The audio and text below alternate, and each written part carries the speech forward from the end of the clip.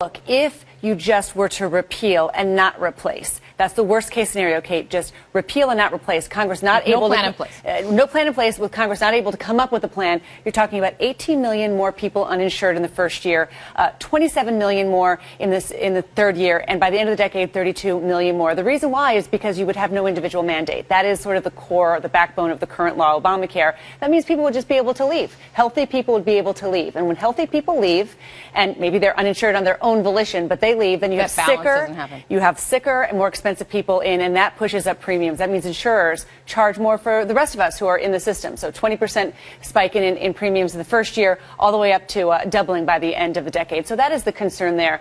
A second part of this concern here is this sort of idea you're hearing from some conservatives that if you repealed now and then gave Congress a deadline, a 2-year deadline, right, leave Obamacare in place, and then in 2 years, insurers will know that there's some new law they'll come up with. There's too much uncertainty in that. It's very hard to tell what that would mean for consumers in the near term. And markets, in fact, if you look at this, if you look at the dollar here just today, it has been sinking wow, because there's this feeling that if the president, with all of this effort, the art of the deal president couldn't get this through, what does that mean about tax reform? What does it mean about infrastructure? What does it mean about some of the other important things that were really enthusiastically greeted by the business community? So the first kind of ding we're seeing in the hopes that this art of the deal president will be able to get a deal on health care or anything.